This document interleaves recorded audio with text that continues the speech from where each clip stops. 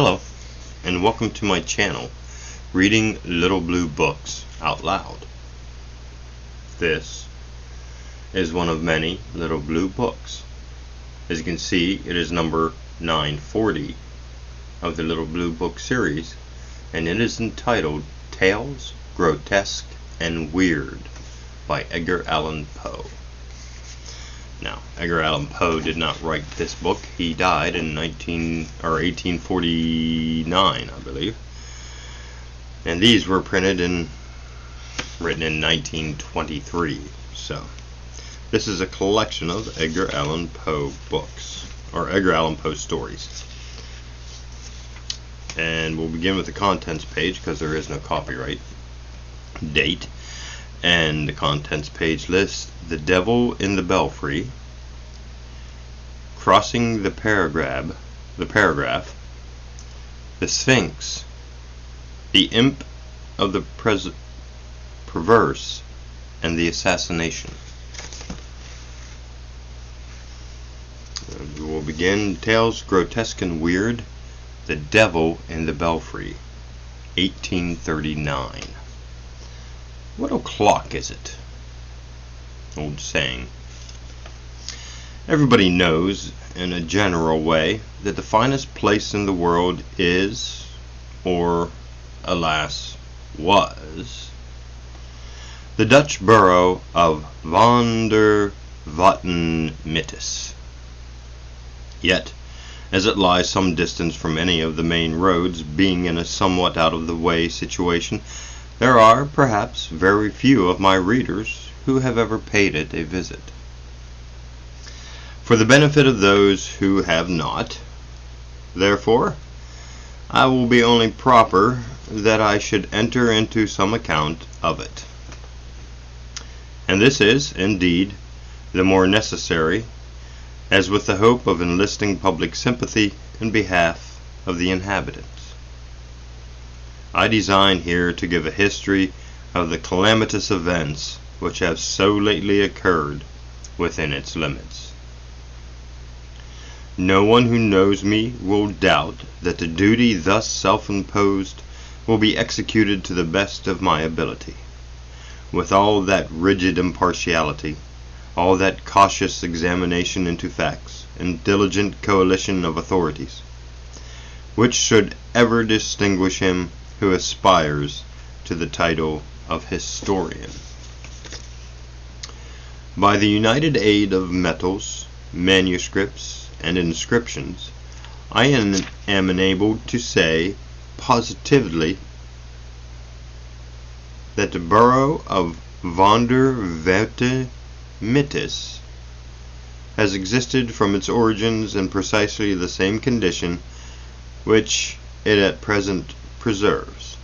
Of the date of this origin, however, I grieve that I can only speak with that species of definiteness which mathematicians are at times forced to put up with in certain algebraic formulae. The date, I may thus say, in regard to the remoteness of this antiquity, cannot be less than any assignable quantity whatsoever. Touching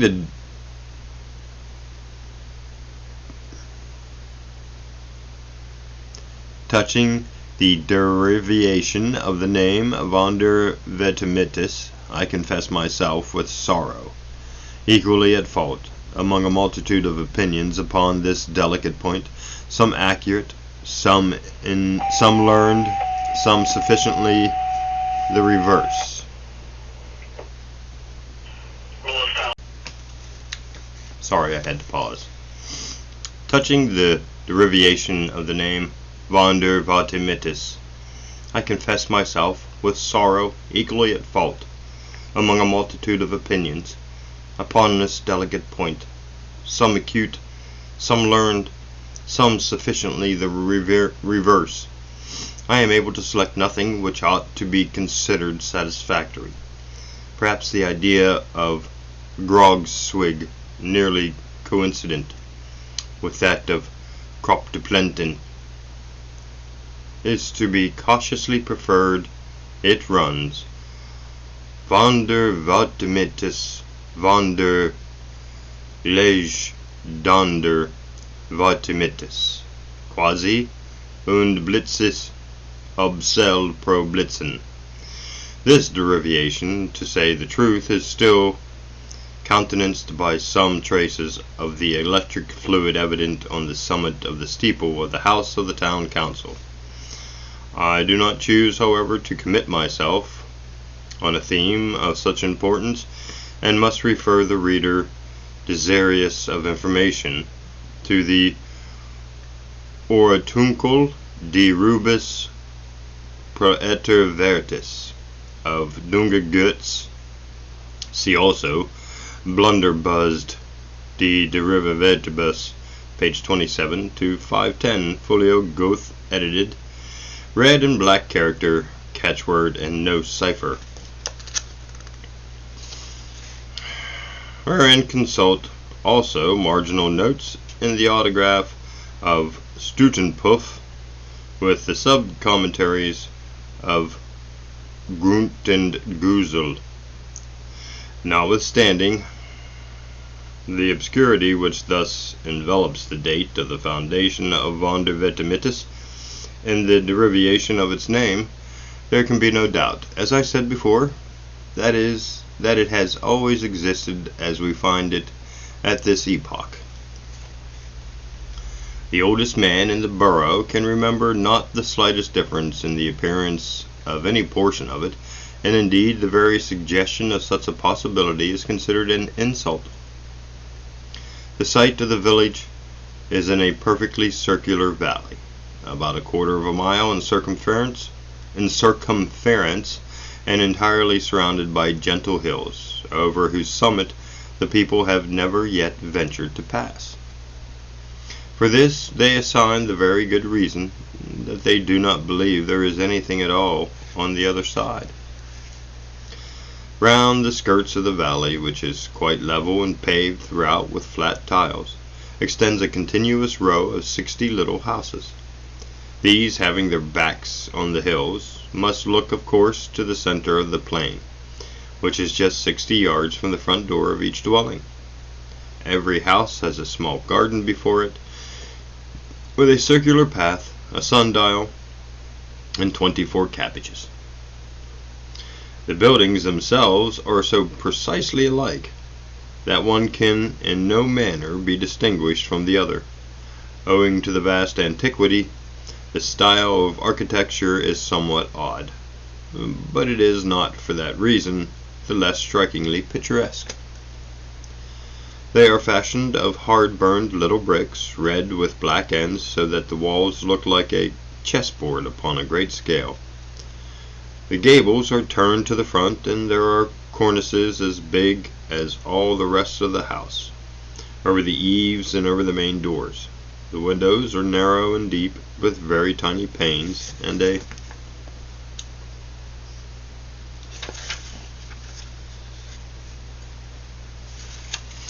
great deal of sash. On the roof is a vast quantity of tiles with long curly ears. The woodwork throughout is of a dark hue, and there is much carving about it, with but a trifling variety of pattern. For time out of mind, the carvers of Vonder Vatimitis have never been able to carve more than two objects, a timepiece and a cabbage. But these they do exceedingly well, and intersperse them with singular ingenuity wherever they find room for the chisel. The dwellings are as much alike inside as out, and the furniture is all upon one plan. The floors are all of square tiles, the chairs and tables of black-looking wood with thin, crooked legs and puppy feet. The mantelpieces are wide and high, and have not only timepieces and cabbages sculpted over the front, but a real timepiece which makes a prodigious ticking on the top of the middle, with a flower pot containing a cabbage standing on each extremity by way of outrider. Between each cabbage and the timepiece again is a little China man, having a large stomach with a great round hole in it, through which is seen the dial plate of a watch.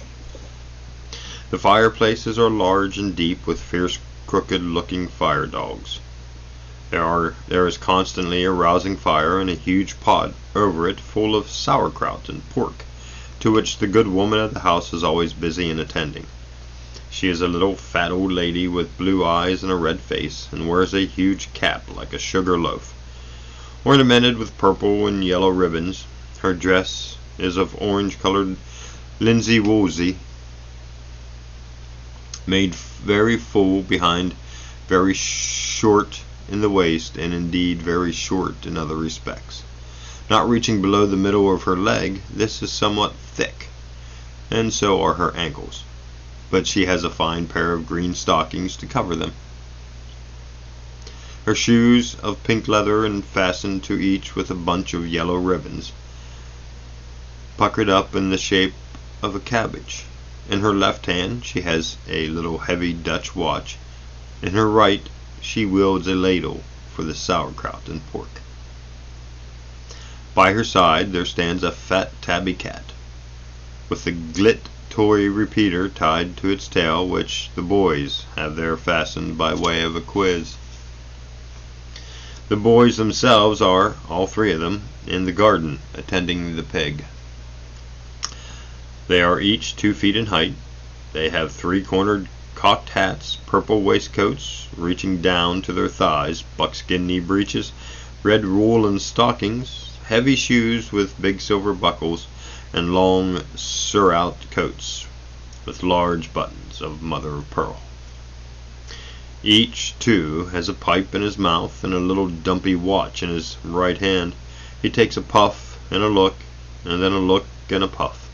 The pig, which is corpulent and lazy, is occupied now in picking up the stray leaves that fall from the cabbages, and now in giving a kick behind all the glit repeater, which the urchins have also tied to his tail, in order to make him look as handsome as the cat. Right at the front door, in a high-backed leather-bottomed armchair with crooked legs and puppy feet like the tables, is seated the old man of the house himself. He is an exceedingly puffy little old gentleman, with big circular eyes and a huge double chin.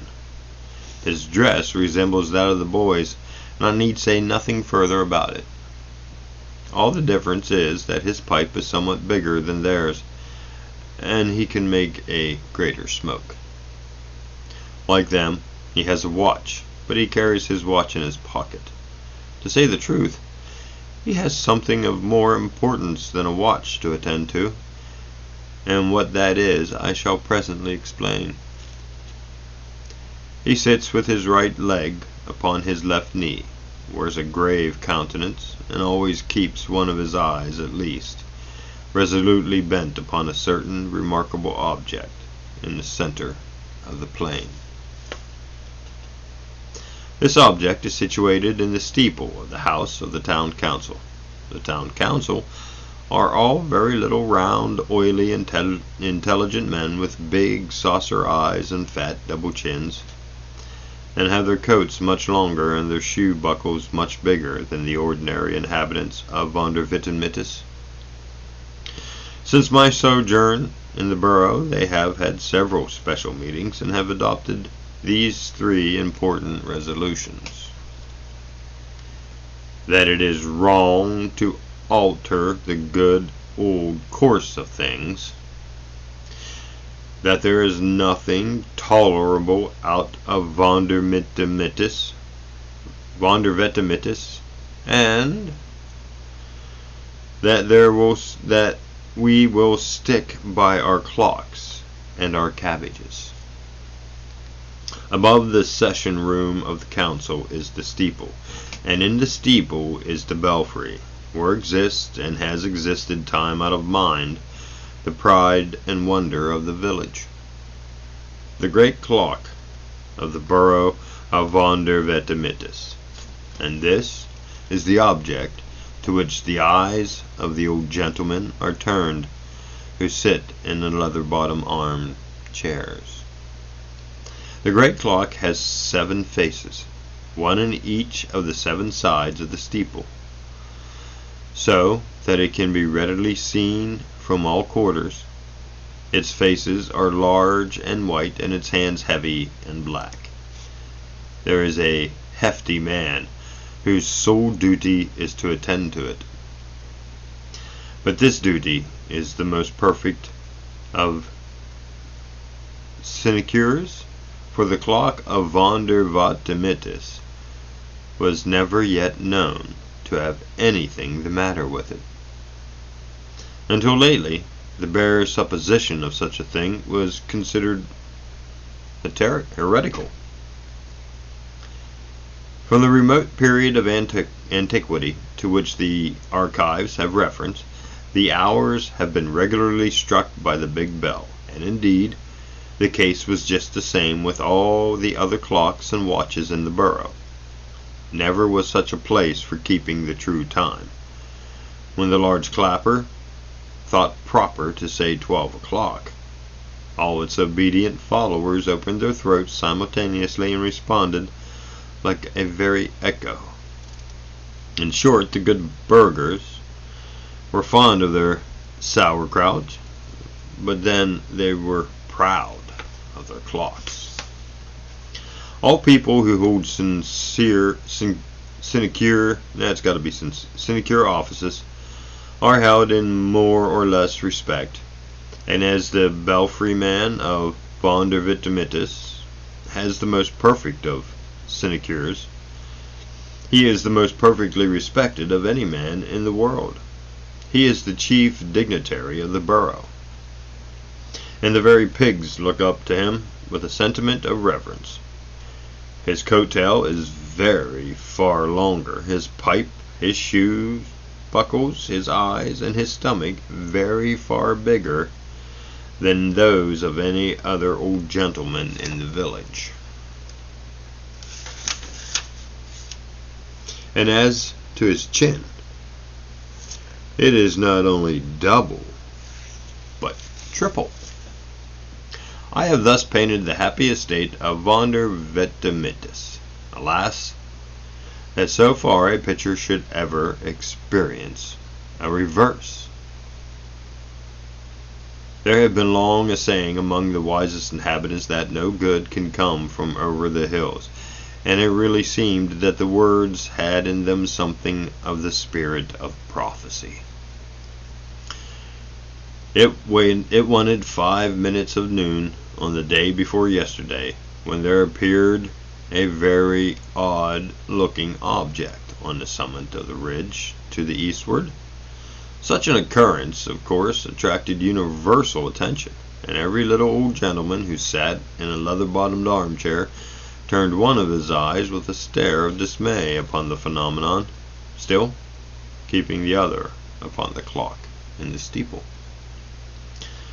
By the time that it wanted only 3 minutes to noon, the dross object in question was perceived to be a very diminutive, foreign-looking young man. He descended the hills at a great rate, so that everybody had soon a good look at him. He was really the most finicky-looking personage that had ever been seen in Vondervettemitis. His countenance was of the dark snuff color, and he had a long hooked nose, pea eyes, a wide mouth, and an excellent set of teeth, which later he seemed anxious of displaying, as he was grinning from ear to ear. What with mustachios and whiskers, there was none of the rest of his face to be seen. His head was uncovered, and his hair neatly done up in papillotes. His dress was a tight-fitting, swallow-tailed black coat, from one of whose pockets dangled a vast length of white handkerchief, black kersey knee breeches, black stockings, and stumpy-looking pumps, with huge bunches of black satin ribbons for bows. Under one arm he carried a huge chapeau de bras, and under the other a fiddle nearly 5 times as big as himself. In his left hand was a gold snuff-box, from which, as he capered down the hill, cutting all manner of fantastical steps, he took snuff incessantly with an air of the greatest possible self-satisfaction. God bless me! Here was a sight for the honest burghers of Vondervitamitis. To speak plainly, the fellow had, in spite of his grinning and audacious and sinister kind of face, and as he curvated right into the village, the odd, stumpy appearance of his pumps excited no little suspicion, and many a burgher who beheld him that day would have given a trifle for a peep beneath the white cambric handkerchief which hung so obtrusively from the pocket of his swallow-tailed coat. But what mainly occasioned a righteous indignation was that the scoundrelly popinjay, while he cut a fandango here and a whirligig there, did not seem to have the remotest idea in the world of such a thing as keeping time in his steps. The good people of the borough had scarcely a chance, however, to get their eyes thoroughly open when, just as it wanted half a minute of noon, the rascal bounced, as I say, right into the midst of them, gave a chaise here and a balancé there, and then after a pirouette and a pas de zephyr, pigeon-winged himself right up into the belfry of the house of the tavern council, where the wonder-stricken belfry man sat smoking in a state of dignity and dismay.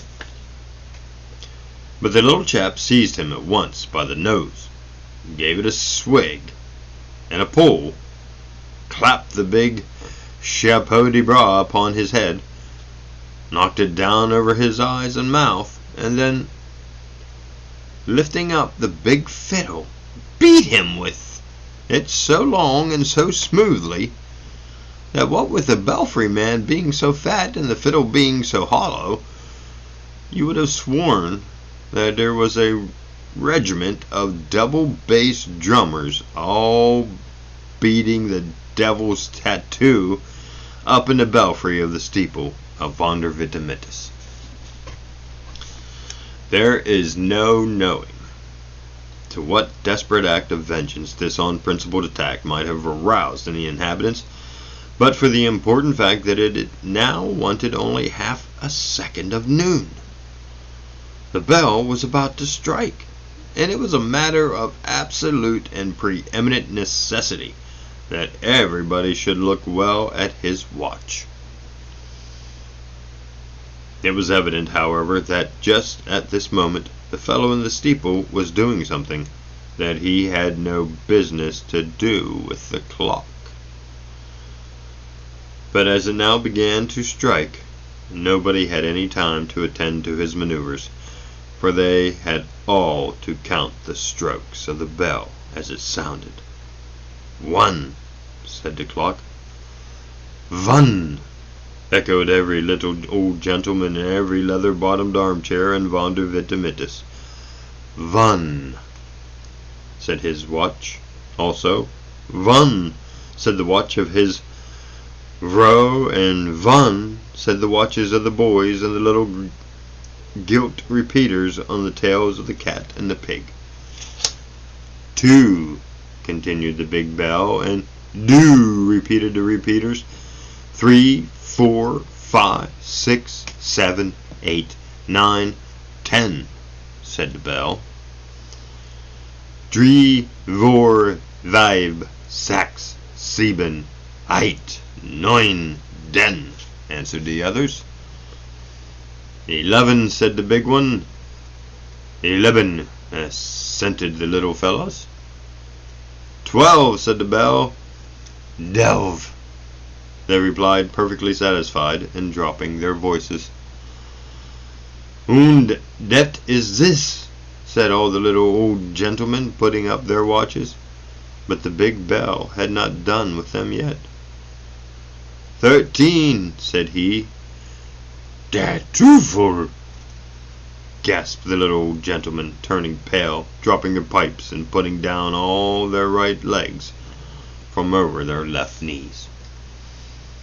Dat truthful, groaned they. 13. 13? Mein Gott, it is 13 o'clock. Why attempt to describe the terrible scene which ensued? All Wander Vitamitis flew at once into a lamentable state of uproar. What is comed to mein belly? Roared all the boys. I've been orgly for this hour. What is coming to mein clout? Screamed all the vrouws, and has been done to rags for this hour. What is comed to mein pipe? Swore all the little old gentlemen. Donder and Blitzen, it has been smoked out in this hour. And they filled them up again in a great rage, and sinking back into their armchairs, pulled away so fast and so fiercely that the whole valley was immediately filled with impenetrable smoke. Meantime, the cabbages all turned very red in the face, and it seemed as if old Nick himself had taken possession of everything in the shape of a timepiece. The clocks carved upon the furniture took to dancing as if bewitched, while those upon the mantelpieces could scarcely contain themselves for fury, and kept such a continual striking of 13 and such a frisking and wiggling of their pendulums as was really horrible to see.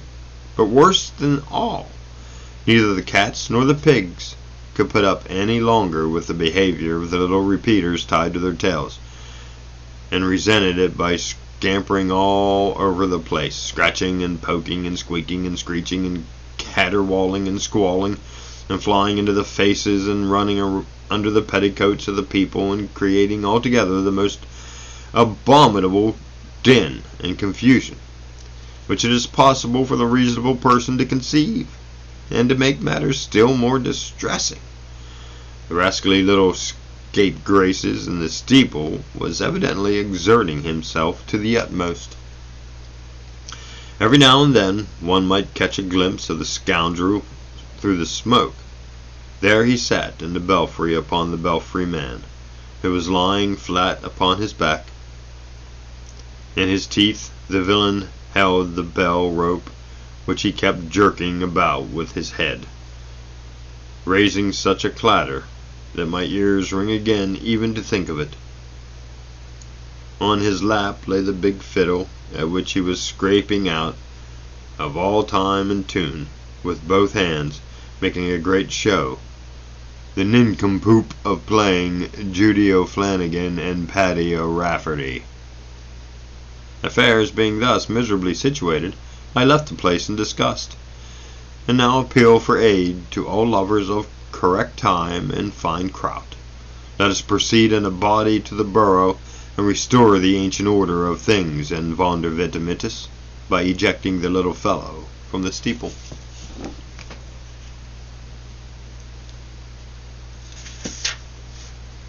And that was the end of that story, and I think we'll stop there.